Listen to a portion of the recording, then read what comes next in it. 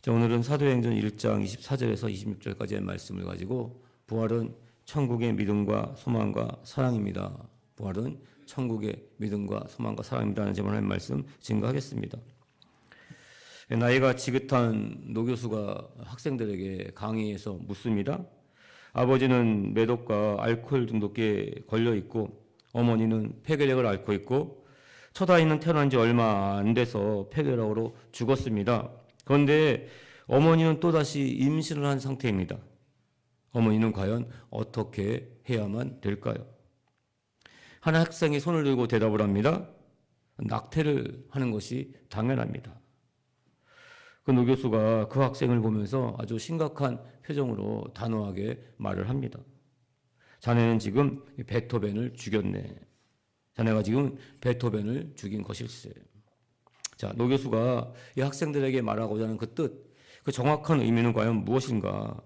바로 이 생명에는 무한한 가능성이 있다는 것입니다. 현실의 눈으로 보면 도저히 안 될 것만 같고 정말 살 수 없는 것 같고 그런 낙담과 절망, 그런 환경에 처할 수 있습니다. 하지만 생명, 하나님이 주신 생명에는 무한한 가능성이 있다는 것입니다. 이 가능성을 믿음의 눈으로 소망하면 그 소망은 결국 베토벤과 같은 위대한 작곡가를 만들어내게 됩니다.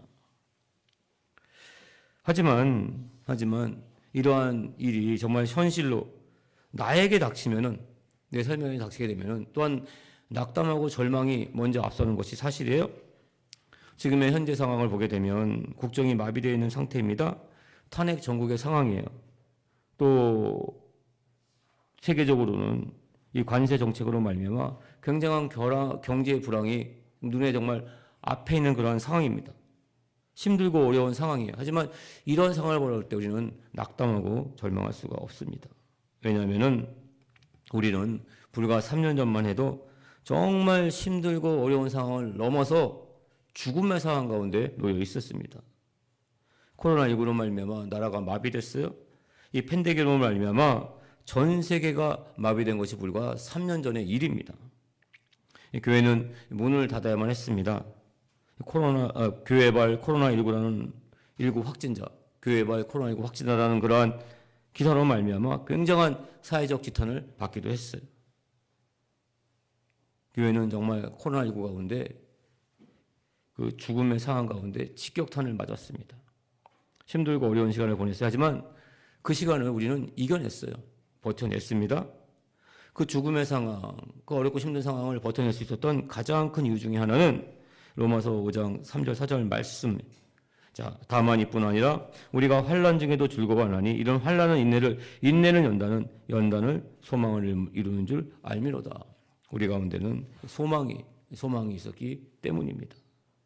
어떠한 소망인가 하면 첫 번째, 하나님께서 그 모든 환난, 어려움을 버티게 할 수 있는, 이기게 할 수 있는 힘을 주신다는 것. 그리고 두 번째는 우리에게는 하나님의 나라, 천국이 준비되어 있다는 것입니다. 버틸 힘을 주시고 또한 천국이 준비되어 있다는 것. 이러한 소망의 근거를 예수님이 이 땅에 오셔서 직접 보여주셨어요.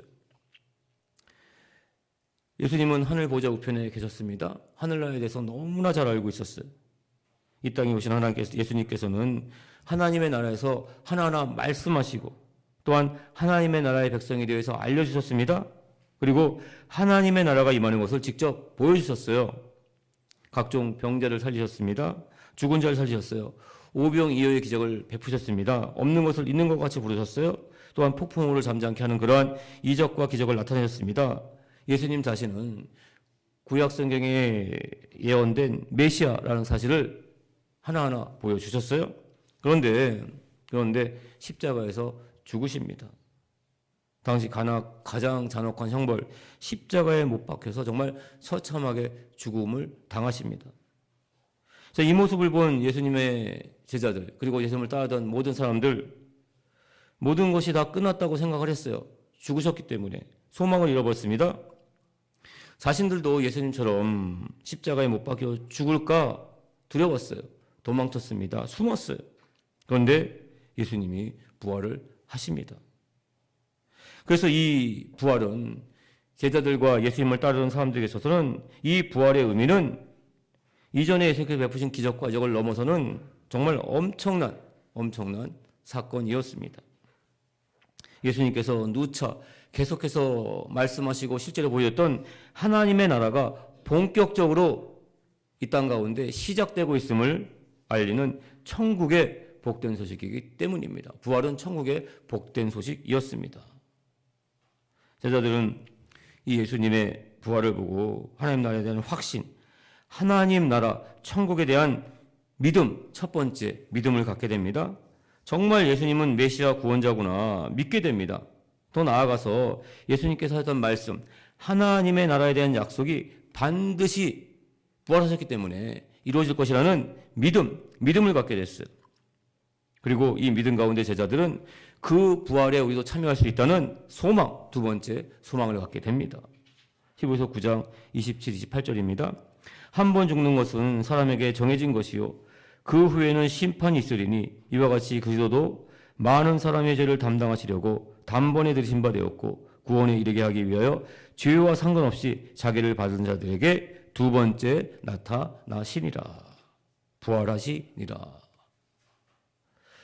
부활을 믿고 그 부활의 능력 안에 있으면 예수님처럼 죽어도 핍박과 환난과 고난 가운데 죽을지라도 다시 살 수 있다는 믿음을 갖게 됩니다. 하나님의 나라, 천국에 대한 소망을 갖게 됩니다. 이 소망은 서로 위하고 아끼는 마음을 또한 갖게 합니다. 세 번째, 사랑할 수 있게끔 했다는 사실입니다. 이전까지는 하나님에 대한 믿음이 있지만 희미했습니다. 소망도 있었지만 그 소망 또한 희미했어요. 내가 사는 것이 더 중요했습니다. 남들보다 더 잘 사는 것이 중요했어요. 이 제자들 원래부터 처음부터 절대로 선한 사람들, 훌륭한 사람들은 절대 아니었습니다. 하지만 부활을 보고 하나님 나라의 소망을 갖게 되니까 이 제자들 마음 가운데는 사랑의 꽃이 피기 시작을 합니다. 그러니까 나누고 베푸는 삶을 살기 시작했어요. 자기 것을 나누기 시작합니다. 천국에 대한 소망이 있었기 때문입니다. 사도행전 2장 44절에서 40절 말씀입니다. 믿는 사람들이 다 함께 있어 모든 물건을 서로 통용하고 또 재산과 소유를 팔아 각 사람의 필요를 따라 나눠주며 날마다 마음을 같이하여 성전에 모이기를 힘쓰고 집에서 떡을 떼며 기쁨과 순전한 마음으로 음식을 나눠 먹고 하나님을 찬미하며 또 온 백성에게 칭송을 받으니 주께서 구원받은 사람을 날마다 더하게 하시리라. 우리와 별반 다르지 않았던 제자들입니다. 하지만 이 제자들이 서로 자기들의 것 하나님의 사랑을 나누고 있습니다. 유대 관원들, 로마 병정들이 감히 건드리지 못하는 사랑의 공동체를 만들어냅니다. 지난 시간에 말씀을 드렸어요. 종려주일에 그토록 예수님을 환영했던 이스라엘 백성들, 불과 며칠 지나지 않아서 예수님 십자가에 못 박으라고 외쳤습니다. 하지만 예수님이 전하는 이 복음을 또다시 이 베드로가 전합니다. 제자들이 전합니다. 이 복음을 듣고 예수님을 구주로 영접하는 일이 생깁니다. 왜냐하면 그들의 마음 가운데는 뭐예요? 부활하신 예수님에 대한 이야기를 또 들었던 것입니다. 또한 이 제자들 보게 되면은 자기의 스승이 십자가에 못 박혀 돌아가셨어요. 자신도 언제 복음을 전하다가는 언제 어떻게 예수님처럼 십자가에 못 박혀 죽을지 모릅니다. 하지만 그럼에도 불구하고 부활의 믿음과 소망, 하나님의 나라를 믿음과 소망으로 바라보는 가운데 이 제자들은 확신에 찼습니다. 이 확신에 찬 모습과 함께 또한 나누고 베푸는 그 사랑의 모습을 이스라엘 백성들이 봤어요. 보니까 이스라엘 백성들, 이 제자들의 전하는 그런 복음을 듣고 그 마음 가운데 변화가 나타났던 것입니다. 다시 한 번 더 말씀드립니다. 원래부터 이 제자들 성품이 좋아서 훌륭한 사람들이라서가 절대 아닙니다. 예수님의 그 부활을 직접 체험했기 때문입니다. 그 부활을 가운데 하나님의 나라 천국에 대한 믿음의 소망을 갖게 됐기 때문입니다. 그 믿음의 소망 가운데 또한 사랑을 나누게 됐다는 것입니다. 우리 성도님들 정말 삶의 자리 가운데 그 마음과 심령 가운데 십자가의 부활, 천국에 대한 믿음과 소망과 사랑이 나타나시길 주님의 이름으로 축원을 드립니다. 자, 이 십자가의 부활의 능력, 천국 복음, 하나님의 나라가 임하기 위해서는 가장 먼저 해야 될 일은 기도예요. 그리고 기도하면서 첫 번째 부족한 것을 채워야 합니다. 이 제자들은 예수님의 부활을 받고 그 부활의 능력으로 하나님의 나라, 천국에 대한 믿음과 소망과 사랑을 갖게 됩니다. 그런데 아직 그 천국에 대한 믿음과 소망과 사랑을 삶의 자리 가운데 행할 수 있는 능력은 아직 없었어요. 마음 가운데 있었지만 그 마음 가운데 있는 천국에 대한 사랑과 믿음과 소망을 삶의 자리 가운데 나눌 수 있는, 나타낼 수 있는 능력은 없었습니다. 그래서 예수님은 십자가에 못 박히기 전에 이미 이 제자들에게 보혜사 성령님, 너희를 도우실 성령님이 이 땅에 오실 것이라는 약속의 말씀을 하셨습니다.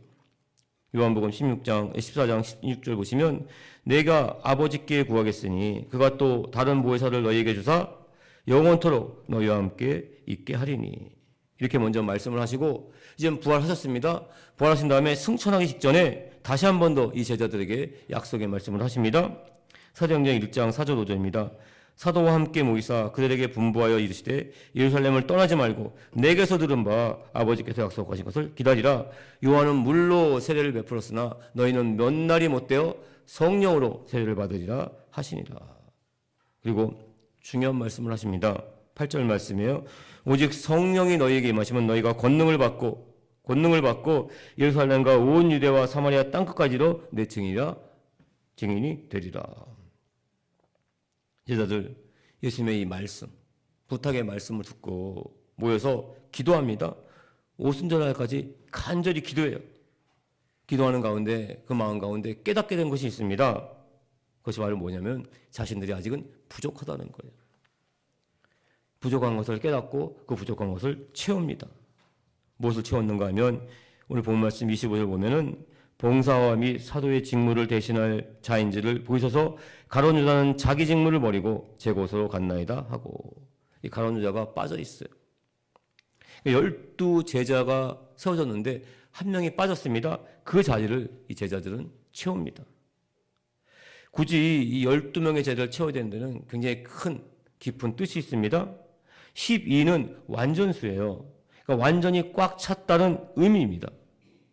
12지파, 12제자, 이 모든 것은 구원받은 하나님의 백성들을 의미하고 있습니다. 요한계시록 4장 4절 보시면 또 보좌에 들려 24 보좌들이 있고 그 보좌들 위에 24 장로들이 흰옷을 입고 머리에 금관을 쓰고 앉았더라. 자, 예수님 다시 오실 때 예수님 보좌 옆에 24명의 장로님들이 흰옷을 입고 머리에는 금관을 쓰고 앉아 있습니다. 이 24명의 장로님은 구약의 12지파 그리고 신약의 12제자를 상징하고 있습니다. 즉 구약과 신약을 합해서 구원받은 모든 하나님의 백성들을 의미하고 있는 것입니다. 그렇기 때문에 12명의 제자가 되어야 된다는 것, 이 베드로와 제자들 깨닫게 돼요. 기도하는데 깨닫게 됩니다. 그리고 그 한 명을 채웁니다. 그런데 우리의 기도를 들으시는 하나님, 우리가 기도하는 것 즉시 듣고 하시는 하나님께서 왜 또 기도를 하게끔 하고 부족한 것을 채워야 하는가, 이렇게 반문할 수 있습니다.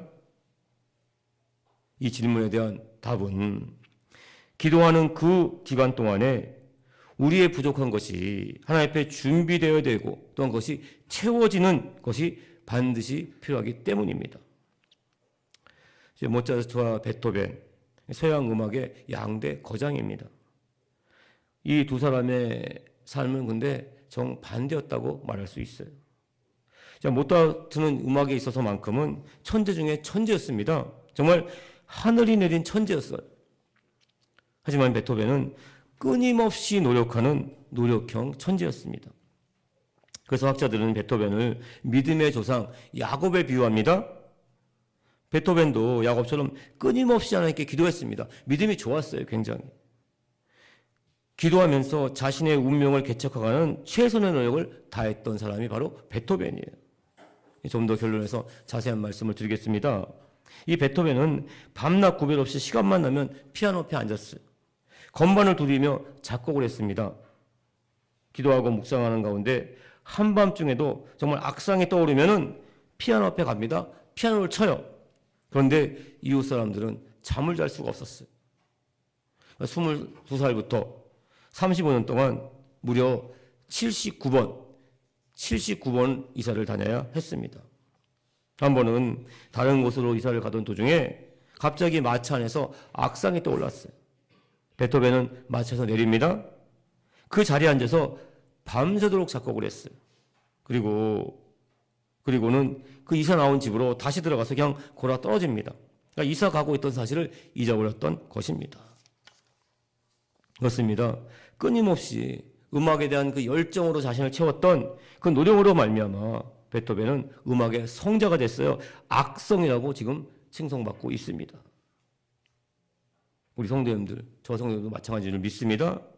하나님 약성 붙잡고 기도하다가 보면 나도 모르게 미처 생각하지 못한 부분들이 생각이 나요. 깨닫게 됩니다.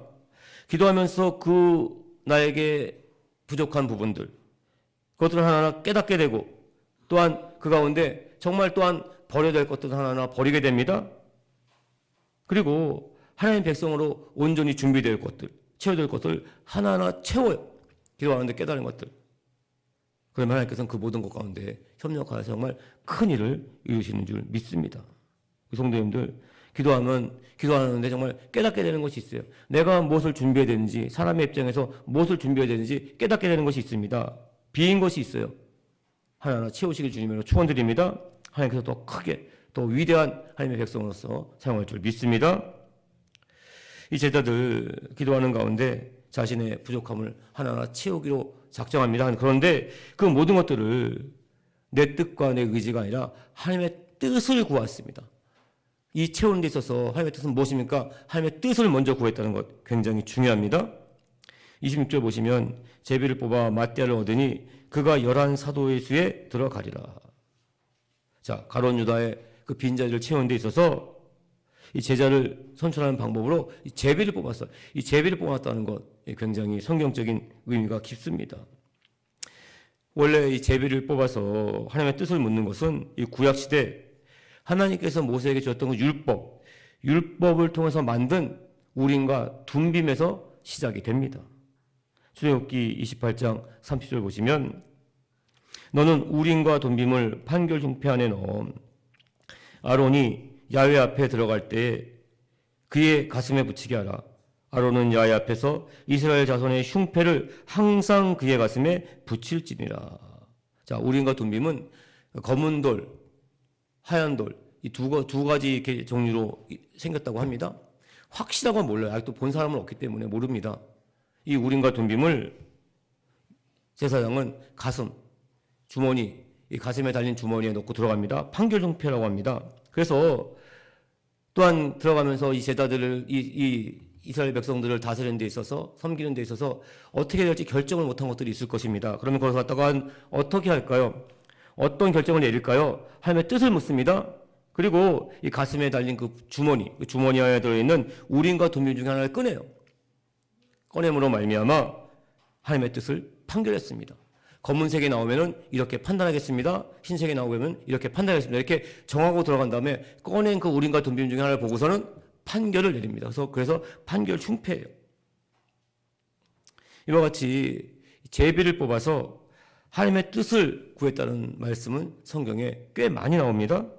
대표적인 말씀은 여호수아 18장 10절 말씀이에요.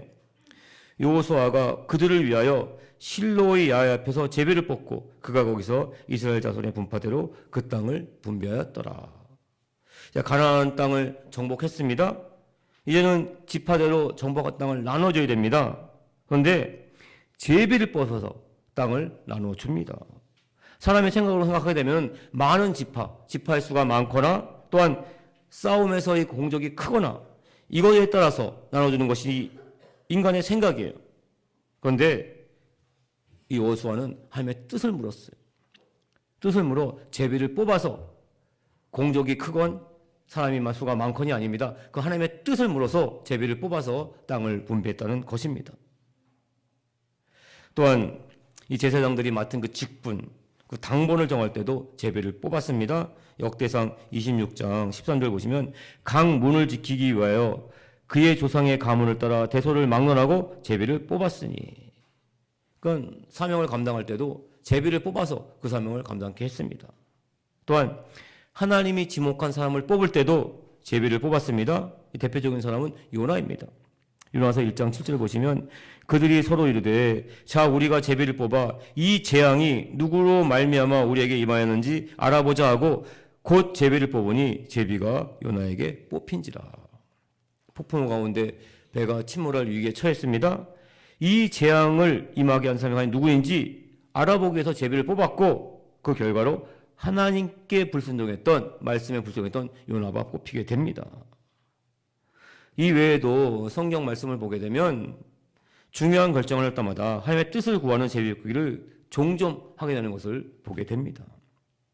물론 이 제비 뽑기, 이 방법만이 성경적인 꼭 그 방법만은 아니에요. 성경에는 하나님의 뜻을 묻는 다양한 방법들이 있습니다. 하지만 우리가 꼭 알아야 될 것은 제자들이 자신의 부족한 부분을 먼저 채우고 준비되는 데 있어서 무엇보다 하나님의 뜻을 먼저 생각하고 물었다는 것입니다. 제비 뽑기 하는 방법이 중요한 것이 아니라 제비를 뽑는 그 마음가짐, 뜻을 묻는 그 마음가짐이 더욱더 중요하다는 말씀이에요. 하나님의 뜻을 묻고 따르고 결정하는 것, 이것이 바로 부활, 예수님이 십자가에 못 박혀서 부활하신 그 능력인 줄 믿습니다. 하나님의 나라, 천국에 대한 믿음과 소망과 사랑인 줄 믿습니다. 자, 기도 가운데 하나님의 뜻을 구한 이 제자들, 그 뜻을 온전히 하나하나 이루어 갑니다. 25절입니다. 봉사와 및 사도의 직무를 대신한 자를 다인지를 보이시옵소서. 이 제자의 자격에 있어서 가장 중요한 것은 봉사와 섬김과 헌신이에요. 제자들은 하나님의 뜻을 구해서 제비를 뽑았습니다. 예수님의 제자로서 섬김을 받으려는 사람이 아니라, 뽑기는 뽑되 섬김을 사람이 아니라 섬기려고 하는 사람이 채워지기를 기도했다는 것입니다. 만약 제비 뽑기로 시장을 선출한다고 하면은 그 시장에서 탈락된 후보, 그 제비 뽑기 결과에 승복하기가 굉장히 어려울 거예요. 제비를 뽑았기 때문에. 그런데 화장실 청소 당번을 제비 뽑기로 뽑았다면은 오히려 떨어졌다면은 오히려 감사하게 되는 것이 사람의 마음이에요. 마찬가지예요. 당시 예수님의 12명, 이 12제자 중에 한 명이 된다는 것은 먼저 죽을 수 있는 우선순위를 얻는 것입니다. 예수님을 십자가에 못 박은 유대인들, 또 로마 관원들, 예수님의 잔당들을 뿌리째 뽑으려고 지금 혈안이 되어 있습니다. 예수님의 직계 제자인 이 12제자, 가장 먼저 죽게 될 수 있는 유대 관원들, 로마 관원들의 첫 번째 표적이 되는 것입니다. 제자가 된다는 것 결코 반가운 일 아니에요. 하지만 그럼에도 불구하고 예수님의 그 제자로서 그 사명을 감당하는 것이 너무나 큰 보람이라는 것, 천국의 기쁨이라는 것, 부활의 능력을 얻게 된다는 것, 이것으로 말미암아 이 제자들은 순교의 삶을 살게 됩니다. 20절 보시면 제비를 뽑아 마띠아를 얻으니 그가 11사도의 수에 들어가리라. 하나님의 뜻을 따라 마띠아를 12번째 제자로 뽑습니다. 이 마띠아 역시 마찬가지로 유대 지역에서 예수님 복음을 전하다가 돌에 맞아 순교했다고 전해지고 있습니다. 자, 구약 역사를 하나 보게 되면은 이스라엘 절기 중에서 신약 시대와 이 부활절과 같은 비슷한 절기가 하나 있어요. 바로 부림절입니다. 부림절. 부림은 페르시아로 부르라고 부릅니다. 부르라고 불리는 그 주사위를 던져서 제비를 뽑는 것을 뜻합니다. 이 부르에서 이 부림절이 유래가 됐습니다. 이 부림절에 이방 땅 페르시아에서 포로된 삶을 살고 있던 유대인들을 모두 다 죽이겠다고, 죽이는 날을 정하기 위해서 몇몇의 악한 자들이 제비를 뽑았습니다. 왕의 그 옆 밑에 있는 그 신하들 중에 있는 하만이라는 악한 자가 유대인들을 모두 죽이는 날을 정하기 위해서 주사위를 던졌어요. 제비를 뽑았는데 그 제비를 뽑은 날은 이 유대인들에게 있어서는 죽음의 날이고 멸망의 날이었어요.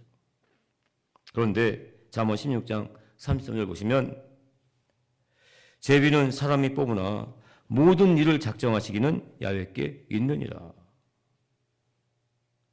자, 죽으면 죽으리라는 에스더, 왕비 에스더의 그 믿음, 그 믿음의 소망으로 말미암아 유대인을 죽이려고 했던 그 악한 자들이 오히려 죽음을 맞이하는 날이 됩니다. 그러니까 죽음의 날이 구원의 날, 부활절로 바뀌게 됩니다. 마찬가지예요.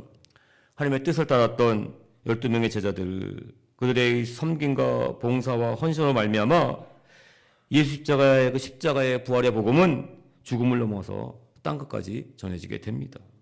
지난 시간에 말씀드렸어요. 코이노니아. 예수님의 말씀을 따라 사는 것이 삶의 습관이 된 이 제자들, 초대교회 성도님들의 그 교제, 사랑의 코이노니아가 계속해서 반복되고 반복되어서 이어져 왔기 때문에 지금 우리가 이렇게 부활 예배, 부활주일 예배를 드리고 있는 것입니다. 우리 성도님들, 내 뜻과 내 의지가 아니라 하나님의 뜻을 따르기를 주님으로 축원드립니다. 말씀의 결론을 맺겠습니다. 정리하겠습니다. 서두에서 말씀을 드렸어요. 현실적인 눈으로 볼 때 태어나서는 안 되는 사람이 베토벤이었습니다. 하지만 베토벤은 그 어머니의 믿음의 소망으로 말미암아 태어나게 됩니다. 위대한 작곡가가 됐어요. 그런데 베토벤에게 또 다른 시련이 찾아옵니다. 차츰차츰 청력을 잃어갑니다. 기노머거리가 될 수밖에 없는 정말 환난 가운데 놓이게 돼요. 작곡가로서의 삶뿐만 아니라 인생도 끝나게 될 것만 같은 절망 가운데 놓이게 됩니다. 베토벤 하나님께 기도할 수밖에 없었어요. 기도하며 정원을 걷다가 이 베토벤은 아주 희미한 작은 새소리를 듣습니다. 삐삐삐삐. 아주 작죠. 삐삐삐삐. 베토벤은 순간 이 삐삐삐삐 하고 들리는 그 작은 새소리에서 이 솔솔솔 미라고 이 영감을 받게 돼요. 이 영감을 얻은 베토벤은 음악에 대한 사랑, 믿음, 소망을 다시 한번 회복합니다. 작곡에 대한 믿음의 소망과 사랑을 회복하게 돼요. 귀가 잘 들리지 않아요. 그럼에도 불구하고 음악에 대한 사랑, 작곡에 대한 믿음과 소망으로 생각한 곡이 바로 뭐냐면은 이 삐삐삐삐, 그러니까 쾅쾅쾅쾅 하고 울리는 부활의 역사를 다시 한번 이루는 위대한 운명 고향곡입니다. 당시 사람들은 이 운명 고향곡을 듣고 이렇게 말했다고 합니다. 나폴레옹은 대포 소리로 세상을 놀라게 했지만 베토벤은 새소리로 인류를 놀라게 했다. 성도님들, 어떤 데는 정말 작은 새소리와 같이 들려올 수가 있어요. 그 하나님의 세미한 음성에 기도하는 가운데 더욱더 귀를 기울이시길 주님으로 축원드립니다. 삶의 자리 가운데 이 코로나19 같은 정말 그 생각하기도 싫은 그러한 환난은 운명처럼, 정말 운명처럼 우리에게 다가올 수가 있어요. 하지만 하나님의 주신 그 세미한 음성 가운데 우리가 다시 한번 그 운명을 다시 한번 이기고 나가게 될 줄 믿습니다. 이 제자들처럼 정말 하나님의 말씀을 따라 기도하는 가운데 자신의 부족한 부분을 채우고 또 하나님의 뜻을 구하고 그 뜻을 온전히 이루시길 주님의 이름으로 축원드립니다. 제자들의 했던 그 성령의 권능, 성령의 권세가 우리 성도님들에게 임하게 될 줄 믿습니다. 부활절이 우리 하나님의 백성들에게는 구원의 날이요 축복의 날입니다. 하지만 하나님의 백성들을 대적하는 나들에게는 죽음이요 멸망의 날이 됩니다. 우리 성도님들, 예수님 다시 오시는 날 정말 가장 아름답고 가장 아름다운 영화로운 그런 모습으로 부활하셔서 하늘나라 저 천국에서 영원토록 살게 될 줄 믿습니다. 믿음으로 소망하시길 주님의 이름으로 축원드립니다. 나누고 베푸는 사랑을 실천하시길 주님의 이름으로 축원을 드립니다.